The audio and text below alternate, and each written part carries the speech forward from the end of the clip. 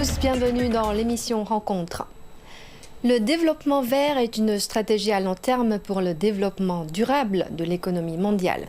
L'APEC, qui est l'une des plus importantes plateformes multilatérales pour la coopération économique dans la région Asie-Pacifique, accorde une place toujours plus importante à la transition verte et au développement durable. Quelles sont les opportunités et les défis liés à la transition vers une économie à faibles émissions de carbone dans la région Asie-Pacifique? Comment renforcer la formation des jeunes talents pour promouvoir la transition énergétique? Et comment l'intelligence artificielle va-t-elle contribuer à la transition énergétique? Aujourd'hui, pour en parler dans l'émission, nous allons dialoguer par visioconférence avec trois invités. Madame Vassilia Pirieros, professeure associée de l'école d'architecture de l'université de Tianjin. Bonjour. Bonjour. Bienvenue. Professeur Stéphane Defila, président adjoint du Centre de l'APEC pour l'énergie durable. Bonjour. Bonjour. Bienvenue. Et Monsieur Jia Yongping, conseiller principal en stratégie de neutralité carbone pour Tencent. Bonjour. Bonjour. Bienvenue à tous les trois. Face aux défis posés par le changement climatique, la transition énergétique verte est devenue l'un des sujets les plus abordés sur le plan mondial. Pour commencer, je voudrais inviter professeur Defila à nous présenter un peu la tendance actuelle du développement de la transition énergétique dans la région de l'APEC. Oui, alors les dirigeants de l'APEC ont adopté deux objectifs phares en faveur de la transition énergétique. En 2014, sous présidence chinoise, l'APEC a décidé de doubler la proportion des énergies renouvelables dans le mix énergétique, y compris l'électricité, entre l'année de base 2010 et l'année finale 2030. Les énergies renouvelables sont le moteur de la transition énergétique. En 2011, sous présidence américaine, l'APEC a décidé de diminuer l'intensité énergétique de 45% entre 2005 et 2035, soit en moyenne une diminution de 1,5% par an. Cette mesure vise l'efficacité de l'énergie et accompagne la transition énergétique. Plus récemment, en août 2024, sous présidence péruvienne, les ministres de l'énergie de l'APEC ont supporté l'objectif de tripler la capacité renouvelable installée d'ici 2030 et adopté des principes favorisant l'hydrogène propre et à faible teneur de carbone. Rappelons que ces deux objectifs phares de l'APEC ont précédé l'adoption des objectifs de développement durable des Nations Unies datant de 2015. Comparé aux objectifs de développement durable, l'objectif de doubler la proportion des énergies renouvelables de l'APEC est plus précis et par conséquent plus contraignant que l'objectif correspondant des Nations Unies qui veut simplement augmenter de manière significative la proportion des énergies renouvelables. En revanche, l'objectif de l'APEC de diminuer l'intensité énergétique de 45% est plus faible que celui de l'ONU visant à doubler la vitesse de diminution de l'intensité énergétique, donc de la faire passer de 1,3% par an à 2,6% par an. Le nouvel objectif de tripler la capacité renouvelable installée est l'écho du même objectif énoncé à la COP28, la conférence des parties de l'accord sur le climat qui s'est tenue à Abu Dhabi en 2023. En fait, l'APEC compte un nombre important de membres avec des niveaux de développement économique très différents. Alors, comment équilibrer les objectifs de la transition énergétique avec leurs besoins propres en matière de développement économique? Ça, c'est un des principaux défis à relever. Monsieur Chai, quel est votre point de vue là-dessus? L'APEC compte 21 membres et dans l'ensemble représente à peu près 60% du PIB mondial et 50% du commerce mondial. Mais ces économies membres ont des niveaux de développement économique assez variés. On voit des membres de l'APEC qui comprennent à la fois des économies développées avancées comme les États-Unis, le Japon ou l'Australie, mais aussi des économies en développement comme la Chine, le Vietnam ou le Mexique. Parmi eux, il y a des membres producteurs des énergies fossiles, comme les États-Unis, l'Australie, le Canada, la Russie, mais d'autres économies sont plutôt importateurs des énergies fossiles. Cette variété en économie ou en ressources naturelles représente à la fois des défis, mais aussi des opportunités pour une coopération nord-sud ou sud-sud. Et la question clé est de savoir comment assurer une transition verte équitable. C'est-à-dire, comme vous dites dans la question, comment promouvoir la croissance économique et en même temps mener la transition énergétique dans la région. Pour ce faire, je pense qu'il y a des défis à relever. Tout d'abord, le problème, c'est que de nombreux membres de l'APEC dépendent encore fortement des énergies fossiles pour leur développement économique. Les énergies fossiles dominent actuellement la structure énergétique de la région APEC avec une proportion vers 85%. En plus, beaucoup de membres de l'APEC doivent importer des énergies fossiles pour satisfaire leurs besoins. La transition énergétique, donc, dans cette région, nécessite donc des changements très profonds, mais ces changements peuvent être complexes et progressifs et coûteux. Il faut déployer beaucoup des énergies renouvelables comme le solaire, l'éolienne, pour remplacer des énergies fossiles, mais en ce moment, on constate que la plupart des membres de l'APEC doivent importer même des équipements des énergies renouvelables, comme des panneaux solaires, comme des turbines éoliennes, alors que la Chine possède une capacité de production énorme.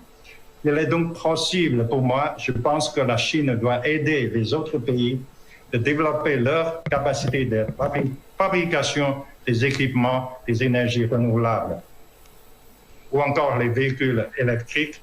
Les énergies renouvelables seront devenues réellement locales.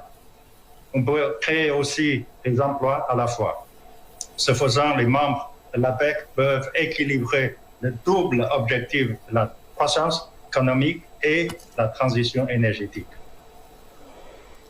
La transition verte des industries traditionnelles est devenue aujourd'hui une tendance mondiale. Professeur Piriros, vous travaillez dans le secteur de l'architecture. Quels sont les principaux aspects de la transition énergétique dans ce secteur ? Alors, dans le secteur de la construction et de l'architecture, on a une logique énergie positive, carbone négatif, ce qu'on appelle E+, C-. Énergie positive, c'est d'abord limiter les consommations énergétiques, voire être capable d'en produire à l'échelle du bâtiment. Pour limiter les consommations énergétiques, on va avoir deux possibilités. La première, ce sont des dispositifs architecturaux. On va travailler sur l'emplacement, l'ensoleillement du bâtiment. On va surtout aussi prévoir une enveloppe du bâtiment qui soit bien isolée pour éviter les déperditions de chaleur et pour en hiver comme en été avoir un confort optimal. C'est la logique du bâtiment passif. On va également avoir des dispositifs techniques de pompe à chaleur. Il s'agit de sortir de l'énergie gaz principalement et alors selon les échelles de bâtiments, on peut avoir du chauffage au bois, on peut avoir des pompes à chaleur, on peut avoir des réseaux de chauffage urbain. Et ensuite, sur tout ça, on va appliquer des logiques de production d'énergie avec effectivement des panneaux photovoltaïques ou alors des systèmes d'énergie sur la base du vent. En août dernier, le représentant de la Chine a été élu à la présidence du groupe de travail sur l'énergie de l'APEC pour la période 2025-2026. Professeur Defila, d'après vous, à cette position de présidence, quel rôle la Chine va-t-elle jouer dans la coopération énergétique en Asie-Pacifique ? Oui, peut-être clarifions d'abord le titre exact de cette fonction. c'est une spécificité de l'APEC d'appeler les présidents de groupe des lead shepherds. En français, on pourrait traduire ça comme les bergers dirigeants. Cela sous-entend un peu que les représentants des économies membres soient des moutons.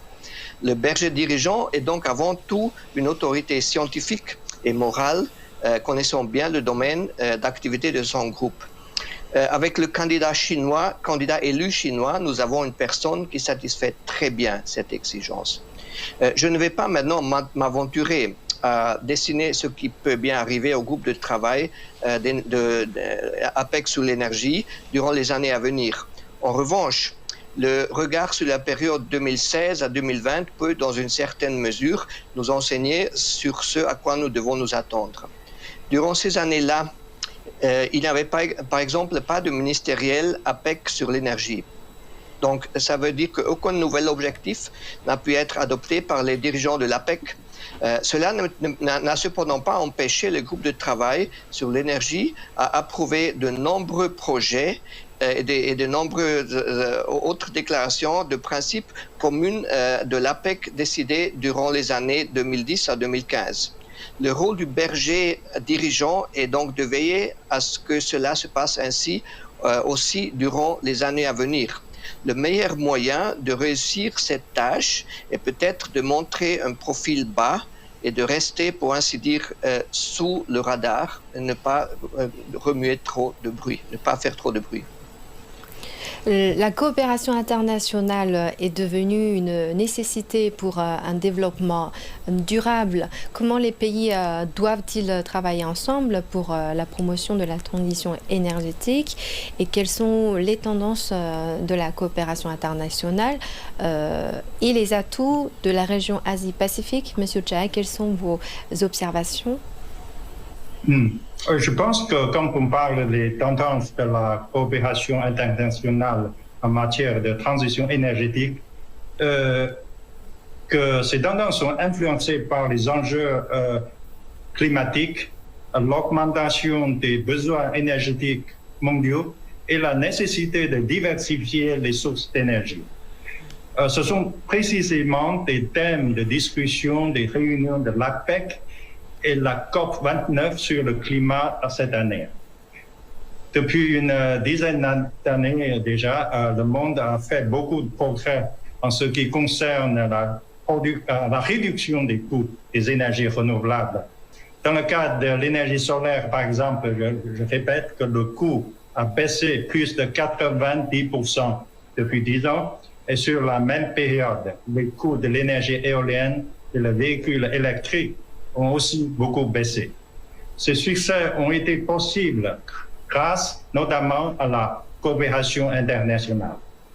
Mais ce n'est pas suffisant. On doit faire davantage de progrès pour d'autres technologies innovantes, comme les énergies marines, l'hydrogène vert, le stockage de l'énergie à longue durée et le captage et stockage de carbone. Pour faire des progrès rapides dans ces domaines, on doit renforcer la coopération internationale et la région de l'APEC a certainement clairement des atouts. En fait, c'est une région riche en ressources naturelles, riche en ressources humaines, riche en ressources financières. Et la région est très dynamique en termes d'innovation technologique. Il y a beaucoup d'universités et de centres de recherche de haut niveau. C'est aussi une région où il y a des chaînes industrielles complètes pour fabriquer des équipements. Un autre sujet qui est aussi très important pour la transition énergétique, c'est la formation des talents. Le développement énergétique et environnemental ne pourra pas se faire sans l'apport de jeunes talents. Professeur Piriéros, d'après vous, quel type de talents sont nécessaires pour la promotion de la transition énergétique? Alors, je suis tout à fait d'accord avec M. Chai. On a fait depuis 20 ans énormément d'innovation et d'expérimentation. On a en Chine, mais ailleurs, beaucoup de jeunes talents et donc de jeunes et moins jeunes, puisque ça fait 20 ans qu'on expérimente. Je pense qu'il est temps aujourd'hui de passer à une nouvelle étape il s'agit de normaliser et généraliser les techniques. Et pour cela, je pense que demain, nous aurons besoin d'autres talents en dehors des milieux techniques. Nous aurons besoin, par exemple, de juristes pour écrire de nouvelles lois, pour écrire de nouveaux textes, de nouvelles normes. Nous aurons besoin d'industries performantes et de commerciaux performants qui soient sensibilisés et qui puissent développer des produits et les commercialiser. Et nous aurons besoin de personnes pour développer l'éducation et la sensibilisation auprès de tous les publics. Les particuliers, les industriels, on est sensibilisés, mais ça doit concerner tous les secteurs, y compris dans notre vie quotidienne, dans notre vie au bureau, dans notre vie de touriste. Je pense qu'il y a encore énormément de sensibilisation à faire. Donc nous aurons besoin de professionnels dans ces secteurs-là aussi. Je pense que la transition énergétique doit être portée au plus haut niveau, comme elle l'est par des accords internationaux, puis ensuite reprise par les gouvernements. Et je pense que nous aurons besoin de transmettre toutes ces connaissances pour que chaque industrie, chaque entreprise et chaque particulier puisse ensuite s'en saisir. Et professeur Defila, quel est votre point de vue sur la formation des talents et notamment les échanges et la coopération entre les talents dans le secteur de l'énergie? Oui, je peux peut-être dire un peu que du point de vue de l'APEC, comment cela se passe. Donc la diffusion de savoir-faire a joué un rôle prépondérant dans l'APEC depuis pratiquement toujours. En fait, tous les projets l'APEC doivent formuler et remplir les objectifs en matière de développement des capacités, comment dire, et de transfert du savoir-faire entre les économies développées vers les économies émergentes et des économies en voie de développement de l'APEC. Plus récemment, on a aussi ajouté l'exigence de l'inclusion des femmes dans tout projet. Et ce processus est maintenant largement institutionnalisé. En plus, en 2010, l'APEC a introduit un concours pour diffuser le savoir de pointe en matière de technologie énergétique. Alors, ce concours est appelé Initiative des collectivités intelligentes en matière d'énergie. C'est un nom un peu compliqué. Mais tous les 2 ans, les prix sont décernés dans 5 catégories. Donc, nous avons le transport intelligent, les bâtiments intelligents, les réseaux intelligents, les villes modèles à faible émission de carbone. Ce concours présente une chance pour de nombreux jeunes talents pour présenter leurs inventions et essayer de gagner une des médailles qui sont décernées chaque année, tous les 2 ans par un jury international. Donc l'engouement qu'on observe pour ce concours montre leur effet sur les talents dans le secteur de l'énergie. Et pour favoriser la recherche et la diffusion du savoir, l'Université de Tianjin a créé une plateforme nationale d'enseignement industriel pour le stockage de l'énergie. Notre centre APEC pour l'énergie durable est membre de cette plateforme. Et cette plateforme combine les milieux industriels et universitaires et peut ainsi éliminer les barrières entre les 2 milieux et adresser le développement et la diffusion de nouvelles technologies d'une manière plus forte qu'autrement. Et après le sommet de l'APEC, le sommet des dirigeants du G20 se tiendra à Rio de Janeiro, au Brésil.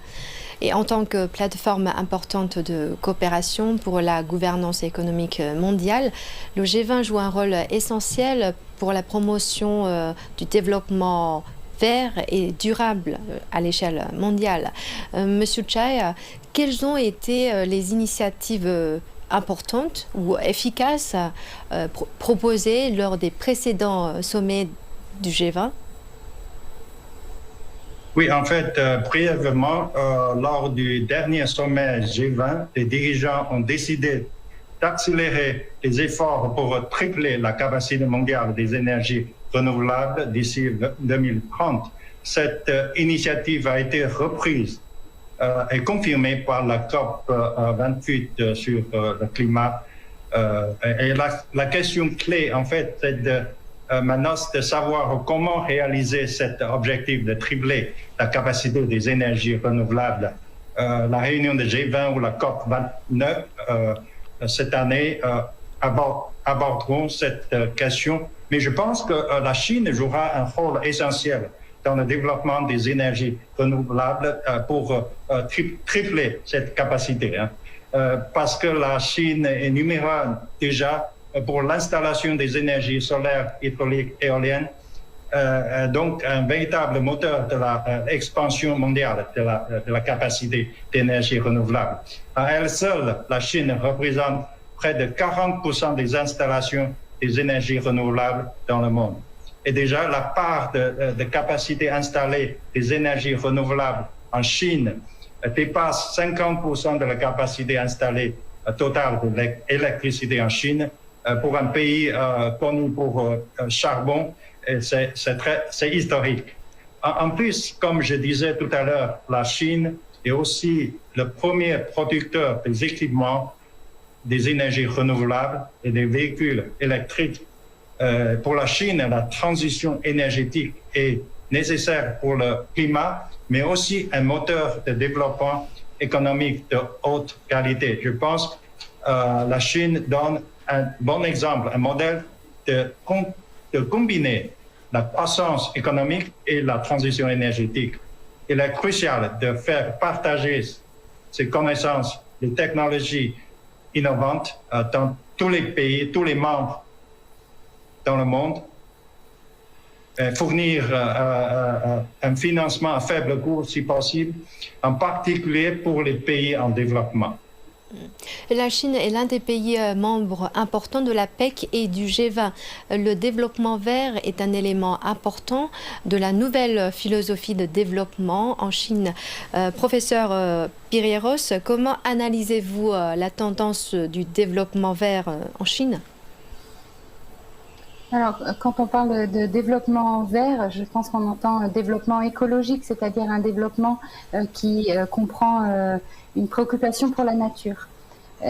La Chine a cette préoccupation à l'échelle du territoire, et y compris dans les zones urbaines. Et on peut citer par exemple le concept des villes éponges, qui est un concept qui a été développé en Chine dès début des années 2000 par le professeur Hu Congtian. Il s'agit d'accepter l'eau plutôt que de la rejeter, et donc de faire une ville qui va retenir l'eau et qui va être capable de l'absorber plutôt que de la rejeter dans une logique de barrage. Alors ça n'empêche pas la Chine d'avoir aussi une logique de grande infrastructure, par exemple le grand canal Nanshui et Peitiao pour ramener de l'eau au nord de la Chine, du sud vers le nord. Néanmoins, c'est quand même une politique de ville éponge qu'on voit dans de très nombreuses villes nouvelles, par exemple à Tongzhou, mais dans toute la Chine, c'est vraiment développé. Et il y a aussi cette notion de ville-forêt, Sanlian Chengshi, ou de ville-jardin, qui est très importante. C'est très développé à Chengdu, mais à Pékin également. On a le plan directeur de Pékin 2016-2035, qui impose par exemple que chaque habitant soit à moins de 500 mètres d'une zone verte ou bleue. Et donc il y a une grande politique de régénération dans toute la ville. Si on prend le plan vraiment sur tout le territoire de la municipalité de Pékin, il y a 3 grands corridors verts concentriques, et puis il y a des ceintures vertes concentriques, et puis 9 corridors qui vont du centre vers la périphérie, qui sont associés également à des mobilités douces. Toute cette préoccupation de la nature dans la ville est très très développée, très intégrée. Je pense que ça date d'avant les JO 2008. À l'époque, on appelait ça les LUSOU, donc les Jeux Olympiques verts. Il y avait une vraie politique d'augmentation des quantités de nature dans la ville. Par exemple des parcs, mais des grandes bandes vertes sur des 200 mètres parfois d'épaisseur. Et aujourd'hui, on arrive dans une nouvelle ère, c'est l'ère de la qualité, avec une préoccupation sur la biodiversité.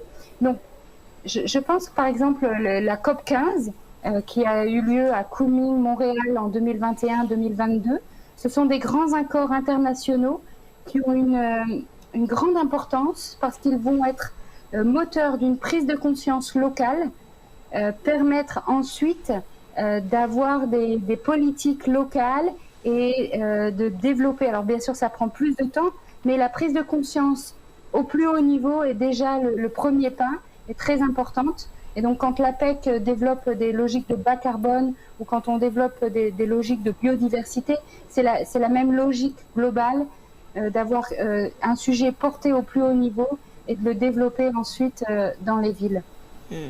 Et une dernière question, je voudrais un peu parler de la haute technologie, de l'influence de la haute technologie.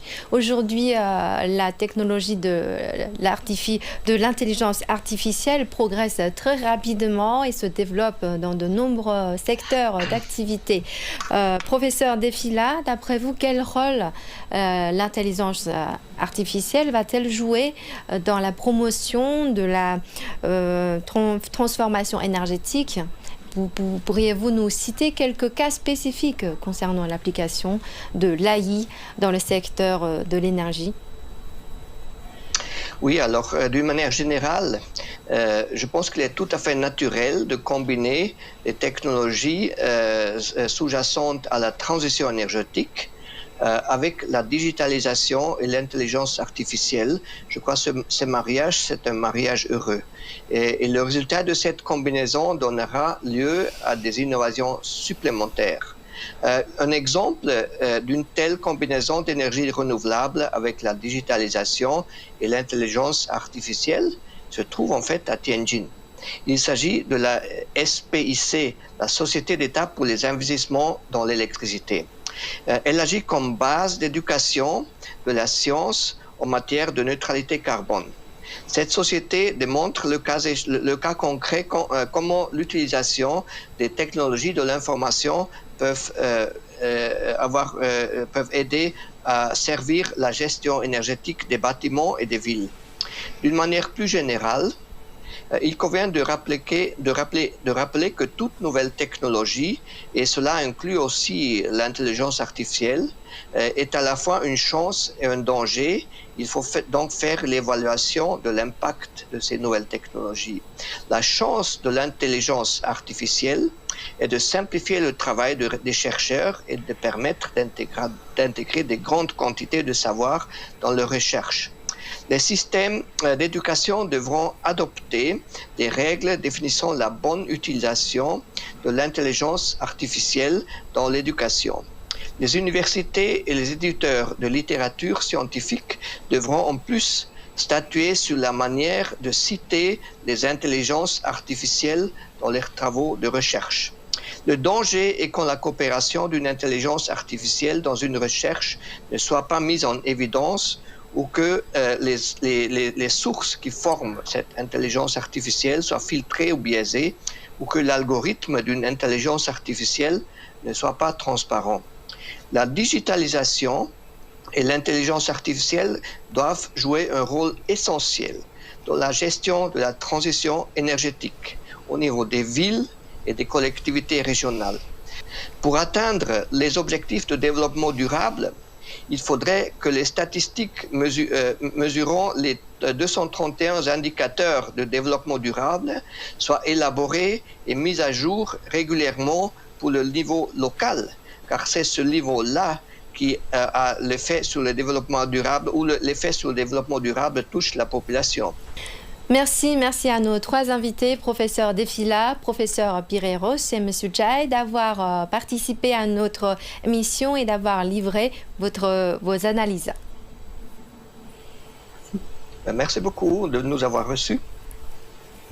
Voilà, c'est la fin de cette émission Rencontre. Merci de nous avoir suivis. À la prochaine.